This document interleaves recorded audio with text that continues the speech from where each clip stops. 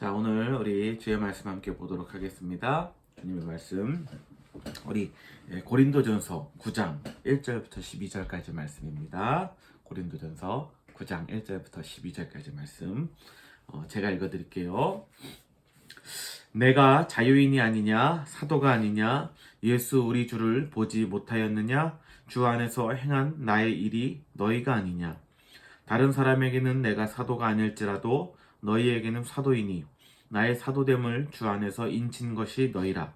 나를 비판하는 자들에게 변명할 것이 이것이니 우리가 먹고 마실 권리가 없겠느냐? 우리가 다른 사도들과 주의 형제들과 게바와 같이 믿음의 자매된 아내를 데리고 다닐 권리가 없겠느냐? 어찌 나와 바나바만 일하지 아니할 권리가 없겠느냐? 누가 자기 비용으로 군 복무를 하겠느냐? 누가 포도를 심고 그 열매를 먹지 않겠느냐? 누가 양떼를 기르고 그 양떼의 젖을 먹지 않겠느냐? 내가 사람의 예대로 이것을 말하느냐? 율법도 이것을 말하지 아니하느냐? 모세의 율법에 곡식을 밟아 떠는 소에게 망을 씌우지 말라 기록하였을 때 하나님께서 어찌 소들을 위하여 염려하심이랴? 오로지 우리를 위하여 하심이 아니냐? 과연 우리를 위하여 기록된 것이니 밭 가는 자는 소망을 가지고 갈며 곡식 떠는 자는 함께 얻을 소망을 가지고 떠는 것이라. 우리가 너희에게 신령한 것을 뿌렸은즉 너희의 육적인 것을 거두기로 과하다 하겠느냐? 다른 이들도 너희에게 이런 권리를 가졌거든 하물며 우리일까 보냐.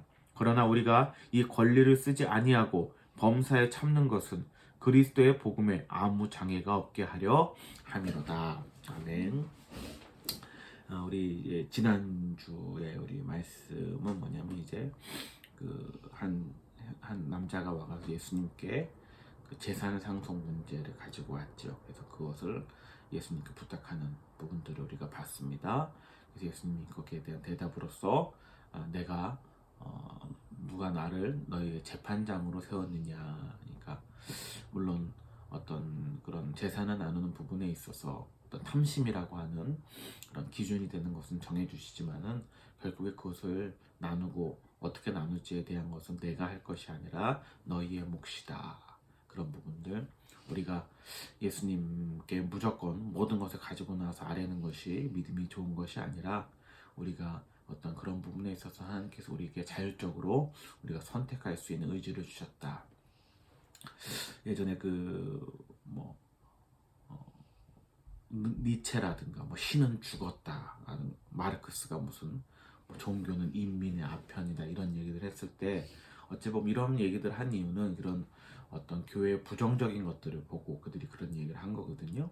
다시 말해서 무엇이냐면은 하나님의 모든 것을 순종해야 되고 모든 것을 복종해야 되고 하나님 앞에 모든 것을 아뢰야 되고 그래서 완전히 하나님만을 전적으로 따르는 것이 믿음이 좋은 것이다. 그런 중세 시대가 있었죠. 중세 시대가 실제로 있었고 또 그렇게 사람들이 종교에 미쳐가지고 그렇게 살았던 시대들이 있습니다. 그래서 그 사람들이 이렇게 표현하는 거예요. 인민의 아편이다. 결국에는 마약이라는 거 종교가 그들이 삶을 살아가야 되는 데 있어서 종교가 어떤 다른 것이 아니라 그들에게 더 큰 짐을 지어주고 그리고 그렇게 살아야지만이 그것이 하나님이 기뻐하시는 것이다 라고 가르쳤던 시대들. 그러니까 그들에게 어떤 내가 무엇을 선택하고 어떤 것들보다는 무조건 하나님 말씀에 따라야 된다. 근데 그 말씀을 해석하는 것도 어떤 말씀의 정당한 기준에 의해서 해석하는 것이 아니라 교회의 이익, 그 시대에 권력을 잡은 자들의 이익에 의해서 움직였던 시대들이 있었던 거예요. 그러니까 그런 얘기들이 실제로 있었고 또 지금 우리가 사는 이 시대에 또 교회들을 보더라도 솔직히 그런 모습들이 있잖아요. 저는 이렇게 준비하다가 옛날 생각하다 그런 생각도 났어요. 예전에 자기 무슨 배우자 선택할 때 그 배우자의 원하는 것들을 이렇게 1번부터 목록 쭉 적는 거 막 옛날에 참 그런 거 했던 기억이 나거든요. 물론 거기에는 어떤 성격적인 부분 그런 것도 들어가겠지만 솔직히 외모가 많이 들어가잖아요. 키는 얼마 이상 이런 것도 쓰고 재산도 썼나? 모르겠다. 하여튼 요즘에 그런 식으로 써가지고 기도하면 하나님이 그런 사람을 만나게 해주신다. 그리고 막 어떤 사람들 중에서는 뭐 하나님이 그렇게 내가 기도 제목을 뭐 배우자에 대한 기도 제목을 적었는데 뭐 하나님이 그런 사람 만나게 하셨다. 모르겠어요. 뭐 진짜 그랬는지 아닌지 모르겠지만은 저도 이제 결혼 생활을 뭐 우리가 18년, 20년 가까이 하고 우리가 지내잖아요. 그러다 보니까 물론 배우자에 대한 이런 사람 만났으면 좋겠다. 물론 그런 것이 있지만은 살아갈수록 이제 느끼는 게 뭐냐면은 내가 이런 사람이 돼야 되는데 이 나랑 결혼해준 이 사람을 위해서 또 나랑 결혼해줄 그 어떤 사람을 위해서 내가 이런 사람이 돼야 되는데 라는 부분의 생각들로 더 옮겨가는 것들 우리가 보게 되잖아요. 근데 어찌 보면은 교회가 그런 것들에 의해서 그죠, 그냥 어떤 사람들을 택하는 거에 있어서 그렇게 다 하나님께 아뢰면 하나님 그런 사람을 만나게 해주신다, 또 자기가 원하는 것을 얻고자 하는 방향으로 나아갔던 부분들, 그런 것들이 솔직히 교회 안에 없지 않았던 것을 보게 됩니다.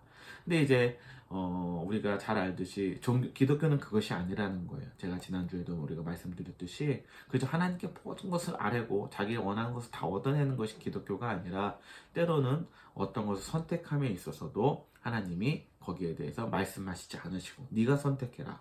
그리고 내가 어떤 잘못 선택을 했을 때 하나님께서는 나무라지 아니하시고 다시금 바로 선택할 수 있는 시간의 여유를 주시고 또 그런 것들을 통해서 우리가 하나님의 귀한 사랑과 은혜를 깨닫게 되고 이제는 어떤 일을 선택하게 될 때 그저 나만의 유익, 나만을 위해서 내가 원하는 것을 위해서 어떤 것을 선택하는 것이 아니라 때로는 그것이 내게 좀 불이득이 될지라도 형이 그 상속하는 부분에 있어서 내 이득을 받지 못하더라도 형의 어떤 가족들을 생각했을 때 좀 더 줄 수 있는 이런 선택들까지 갈 수 있다라면은 그것이 참된 기독교의 모습이 아닌가? 근데 그것이 어떻게 이루어지냐라면은 바로 우리가 예배를 통해서 또 말씀을 통해서 이런 것들을 말씀을 잘 우리가 기억하고 살아갈 때 나타나는 것이다.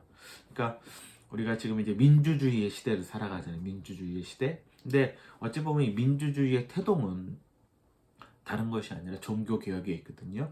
여러분 종교개혁에 대해서 들어보셨을 거예요.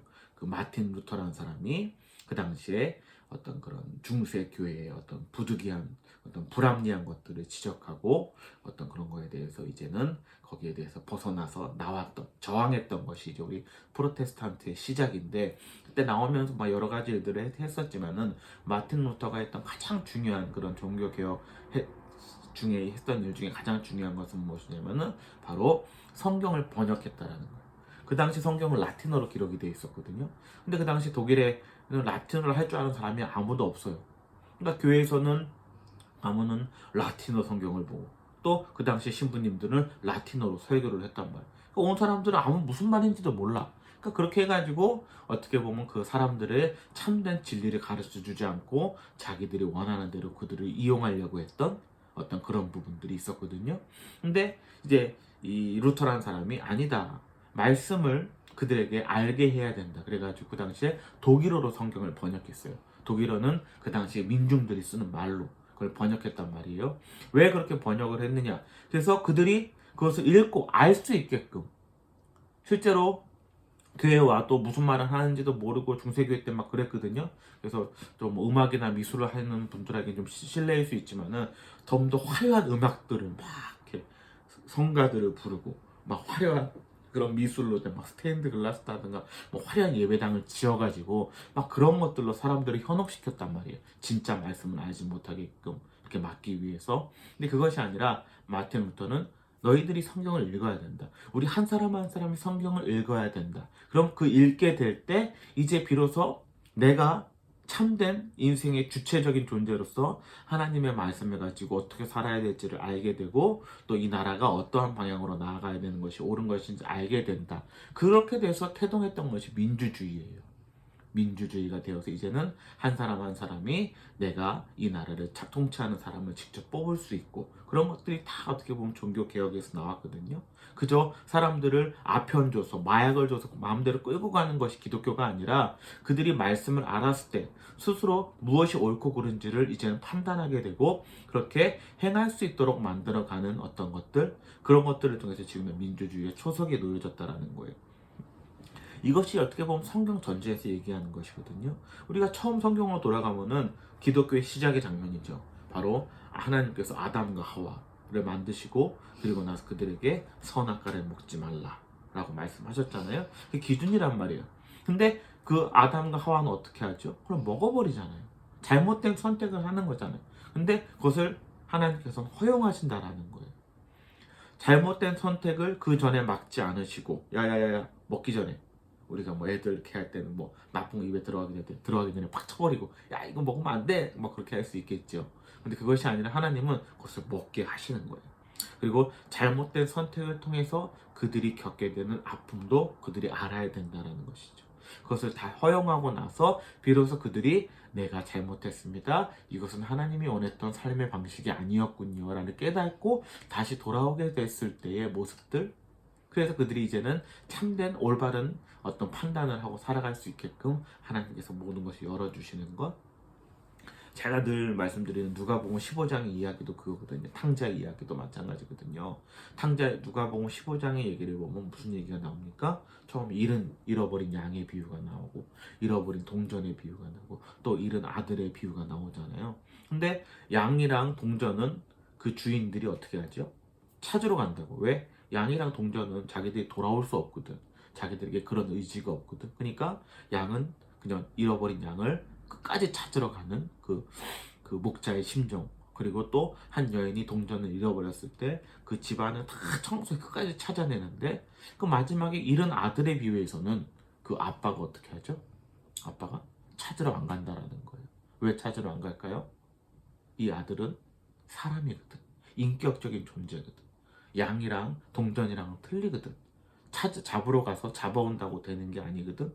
그래서 그 아빠는 그 똑같이 끝까지 찾으러 가는, 끝까지 집안을 샅샅 뒤져서 그 동전을 발견하려는 그 여인의 마음으로 그 아들을 끝까지 기다리죠. 근데 어떻게 됩니까? 그 아들이 결국 깨닫고 그 다시 돌아오게 되는 일들이 나타나게 되고, 그리고 그 아버지가 잔치를 열어주는 일들이 나오잖아요. 그러니까 그런 어떤 자기가 잘못된 선택, 나는 아빠 없이도 잘 살 수 있어라고 생각했는데 실제로 살아보니까 그것이 잘못된 것을 알았고, 그런데 그랬을 때 나를 반겨주는 아빠가 있다라는 것이 어찌 보면 이 자식에게 큰 힘과 위로가 되고, 이제는 자기가 살아감에 있어서 어떤 선택을 할 때 이제는 나의 유익을 구하지 아니한다라는 부분들, 이것이 어찌 보면은 기독교의 가장 큰 맥락이고, 우리를 사랑하시고, 그래서 우리가 이제는 그저 무조건 말씀대로 따라야 돼, 그렇게 하면 하나님 기뻐하지 않으셔, 어떤 내가 빠져버리죠. 무조건 따라야만 하는 것이 믿음이 좋은 것이 아니라 내가 스스로 생각하고 그것을 판단할 수 있게끔 열어준다. 그러니까 오늘 말씀도 고린도전서에 나오는 말씀도 그거거든요. 사도 바울이 지금 얘기하는 거예요. 그 당시에 사도라는 사람들은 간단하게 얘기하면 예수님의 직계 제자들을 얘기하는 거거든요. 근데 바울이라는 사람은 그런 사람이 아니었다고. 예수님과 함께 3년 반을 함께 지냈던 사람이 아니었어. 근데 이 사람에게는 특별하게 사도라는 명칭이 우리에 붙었고, 지금 이제 그 사도 바울을 우리가 인정하고 하지만은 그 당시에 그런 사도에 대한 문제들이 많이 있었다고. 야, 네가 정말 사도야? 네가 예수님의 직계 제자야? 그런 문제들. 근데 거기에 대해서 지금 사도 바울이 변명하는 거죠. 변명이라고 해서 뭐 우리가 얘기하는 그런 변명이 아니라 거기에 대해서 자기의 지금 주장을 얘기를 하는 거예요. 그러면서 그 주장에 있어서 가장 큰 요체가 뭐냐면은 이제 마지막에 나오면은 나는 내가 자연이라는 거예요. 주님으로 인해서 내가 모든 자유를 누리게 되었고 나도 다 할 수 있다라는 거예요. 4절부터 보면 우리가 먹고 마실 권리가 없겠느냐? 내가 뭘 못 먹겠어. 뭘 못 마시겠어. 5절, 야 개바 그 베드로도 자기 아내 데리고 다니는데 결혼하고 살 권리가 나에게도 있지, 왜 내가 없겠어? 응? 그런 얘기들을 하다가 마지막에 12절에 이런 얘기를 하거든요. 다른 일들도 너희에게 이런 권리를 가졌거든. 하물며 우리일까 보냐? 나도 그렇게 마음대로 할 수 있다라는 거예요. 그러나 우리가 이 권리를 쓰지 아니하는 것은, 그리고 쓰지 아니하고 범사에 참는 것은 그리스도의 복음에 아무 장애가 없게 하려 한다는 거죠. 야, 내가 하고 싶으면 하면 되지. 주님이 나에게 그렇게 하셨는데, 내가 뭘 못 먹겠어. 먹고 마시는 문제 때문에 나오는 것이 뭐냐면은 그 당시에 그런 고기 먹는 문제들, 우상에게 바쳤던 고기를 먹어야 되냐 말아야 되냐. 먹을 수 있지. 그거 먹는다고 내가 뭐 우상에게 바친 거라고, 그것이 뭐 불길한 것도 아니고 먹을 수도 있지. 하지만 사도 바울의 선택은 뭐였어요? 안 먹었어요. 왜 안 먹었어? 야, 그거 불길한 거야. 그것은 우상에게 바쳐져서 먹으면 부정한 거야 라고 해서 먹은 것이 아니라, 안 먹은 것이 아니라, 걔 중엔 그렇게 생각하는 사람도 있다라는 거예요. 응? 근데 그런 사람들이 내가 먹는 모습을 보면은 어떻게 해야 될까? 실족할 것이 아니야. 그러니까 나는 먹을 수 있지만은 먹지 않겠다라고 얘기를 하는 거예요. 나도 결혼할 수 있지. 나도 그러고 다닐 수 있겠지만은 그렇지 난 그렇게 하지 않았다라는 거예요. 그것이 왜 결혼하는 것이 나쁘냐 이런 것이 아니라 내가 왜 그렇게 했느냐 그 모든 것이 조금 더 주님께 또 내가 다른 사람에게 복음을 전하는 일에 있어서 조금 더 장애가 되지 않게끔 살 수 있다라면 내가 반드시 누려야 되는 것도 나는 잠시 포기하겠다 내려놓겠다라는 거예요. 오늘 말씀 우리가 12절까지 읽었지만 19절부터 보면은 이런 얘기가 나와요. 제가 좀 쭉 읽어드릴게요. 내가 너무 좋아하는 말씀인데 내가 모든 사람에게서 자유로우나 스스로 모든 사람에게 종이 된 것은 더 많은 사람을 얻고자 함이라. 유대인들에게 내가 유대인같이 된 것은 유대인들을 얻고자 함이요 율법 아래에 있는 자들에게는 내가 율법 아래에 있지 아니하나 율법 아래에 있는 자같이 된 것은 율법 아래에 있는 자들을 얻고자 함이요 율법 없는 자에게는 내가 하나님께는 율법 없는 자가 아니요 도리어 그리스도의 율법 아래에 있는 자이나 율법 없는 자와 같이 된 것은 율법 없는 자들을 얻고자 함이요 약한 자들에게 내가 약한 자와 같이 된 것은 약한 자들을 얻고자 하며 내가 여러 사람에게 여러 모습이 된 것은 아무쪼록 몇 사람이라도 구원하고자 함이니 내가 복음을 위하여 모든 것을 행함은 복음에 참여하고자 함이라. 그러니까 지금 사도 바울은 어찌 보면은 줏대가 없는 사람처럼 보일 수 있어. 뭐야 저 사람 왔다 갔다 거려? 너 율법이 있다라는 거 없다라는 거야? 너 뭐야 왜 왔다 갔다 거려? 근데 그렇게 사람들에게 비판을 받을 수 있죠. 내가 그렇게 비판을 받을 수 있겠지만은 그것이 뭐가 중요하냐라는 거예요. 내가 좀이라도 그렇지 않은 사람들에게도 나는 율법에 속하지 않았지만 율법 안에 있는 사람들에게 다가가는 그렇게 행하는 이유는 그 사람들을 얻고자 내가 거기서 너 왜 이렇게 행동해 그게 무슨 관계가 있냐 내가 좀 비판받으면 되지 응? 그래서 그 모든 사람에게 다가가는 거야 아무쪼록 몇 사람이라도 구원하고자 합니다. 뭐 여기서 복음을 전해서 그 예수 막 그런 어떤 결론에 이르겠지만은 결국은 그 사람들을 얻고자 함이라 그 사람들이 참된 인생이 무엇인지 그들도 묶여서 이렇게만 해야 된다 저렇게만 해야 된다 하는 세상 속에서 참된 자유를 그들이 알 수 있도록 내가 좀 길을 열어주는 그런 어떤 그런 계기가 되었으면 좋겠다라고 자기를 내려놓는 모습이거든요. 이런 어떤 사도 바울의 삶의 인생들 제가 아까 처음 말씀드렸듯이 그 예수님께서 사도 바울을 그렇게 인도하셨기 때문에 결국에 사도 바울이 이 결론에 이르게 됐겠죠. 그리고 그것이 바로 내가 사도된 이유라고 얘기하는 거예요. 다 사도된 이유를 다른 것으로 되는 것이 아니라 내가 무슨 뭐 병을 고쳤어. 내가 뭐 예수님 뭐 이런 거에서 어떤 특별한 것들을 경험했어. 뭐 그런 것들을 얘기하는 것이 아니라 자기의 사도된 이유가 어떤 그런 어떤 4차원적인 어떤 그런 특별한 것에 있지 아니하고 내가 주님 안에서 모든 자유를 얻었지만 누군가를 위해서 내가 그것을 포기하고 살아갈 수 있는 삶 이것이 바로 나는 너희들에게 얘기하고 싶은 내가 사도인 유일한 이유다 라고 얘기하는 거 너무 멋있지 않아요?